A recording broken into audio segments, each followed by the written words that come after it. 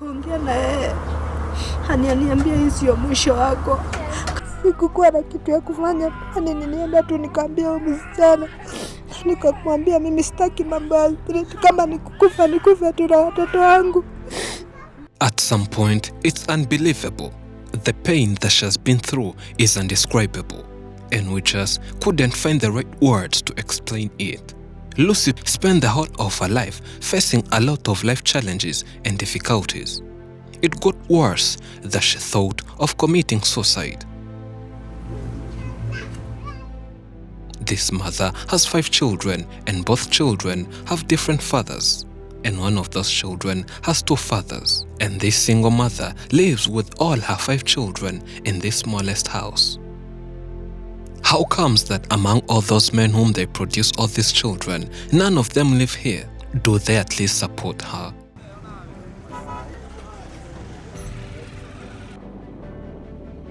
We are in Kenya. Our journalist heads towards Lucy's neighborhood, and she tells us more of what she went through up to this present day. Kwa majina yangu naitwa Lucy Wamboi. I was born here. I was so unfortunate that my mother died when I was very young. I had only 5 years and she died while producing my younger sister.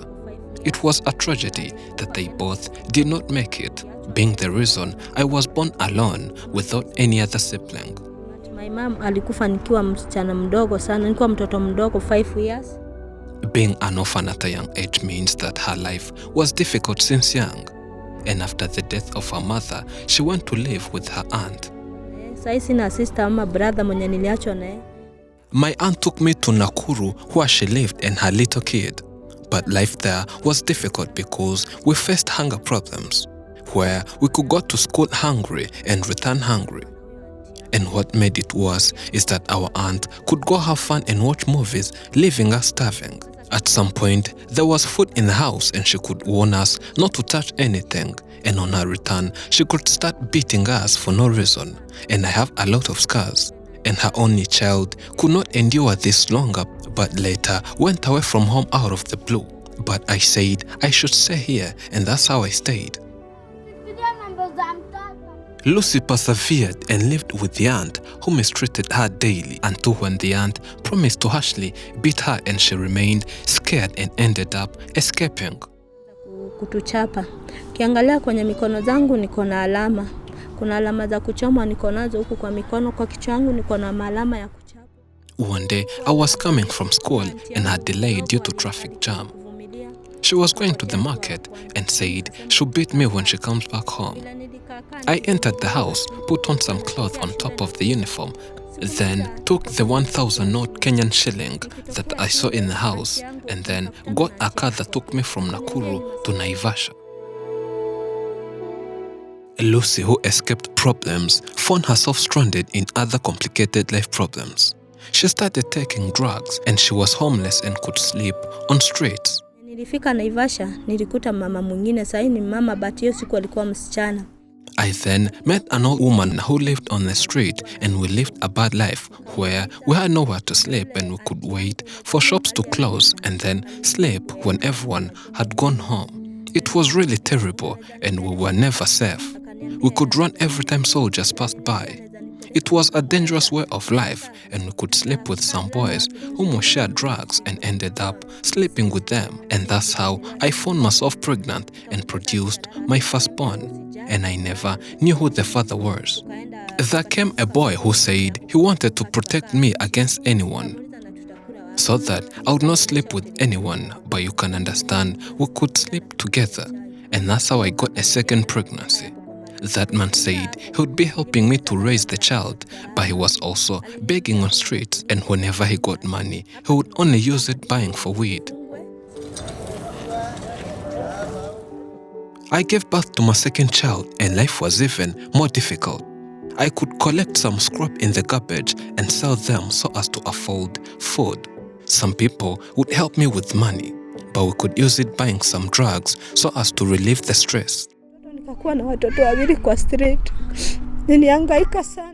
I then decided to quit the streets, as it was difficult being on the street with 2 children, and then came here in Naivasha. I was looking for someone to help me and phoned when my aunt had died. And since there was no one else to help, I returned to the streets. I would find myself again sleeping with some men and others would rape me. And I got pregnant for the third time and said, I can't stand this anymore. She never stayed in Naivasha for long as she looked for cheap houses elsewhere. She met a good Samaritan who helped her get milk and food for her children. And that lady promised her a job, though she never knew what kind of job that was. Tukakuja hapa town. We came to town and she said, we have to sit on the roadside and wait for guys to pick any of us. And I was like, no. And then a guy came and pointed at me. I also pointed at the woman. The guy insisted that he only wanted me, but I refused, and we went back home. That was my first day, and that friend said, I'll get used to this. Jadi utazoea, juu hata mimi nilikuwa tu hivyo. The next day, we returned, and a man came to me, and I said, I can't be freezing for no reason. He paid 1,000 Kenyan shillings for a night, and the following day became the worst. I got a client who did not want to use condom, and we ended up having unprotected sex. So I turned to the partner who brought me in the game and she was like, that's okay, it's part of the job. I felt like I would quit, but the one who introduced me into it kept motivating me to this nasty job. And finally one day, a man came and offered 1,500 Kenyan shillings per night. And that is approximately $12. He took me to a room where I phoned in another man. When I tried asking, they said that money talks. I wanted to run, but they were strong and raped me and still used no condoms. Walinishika changu wakiwa wote wawili. Nilikuwa ananitumia mpaka na huko. Nikamwambia mimi sitaki mambo ya street, kama nikufa tu na watoto wangu. After all what she went through, it was too much for her and she attempted to commit the unthinkable, suicide. Tena nikakaa tu chini nikajiuliza nitafanya nini mimi? Nitafanya nini na watoto? Nitawapeleka wapi watoto watatu? Mama yangu aliniacha niishi tu nikiteseka. Nikasema hapana. Acha ifike mwisho. I tried to commit suicide, entered the room, prepared the rope. Luckily or unluckily enough, I forgot to lock the door. And that woman who had taken me into prostitution entered and stopped me and said, we should talk. She told me that it's not the end and promised not to take me in town again for prostitution, hence saying that she'll be giving me some of what she earns so that my kids would survive. Hoi, usijaribu kujiua. Akaniambia toka na huku tuongee. Venye nilikuja tukaongea na yeye. Ananiambia hii sio mwisho wako.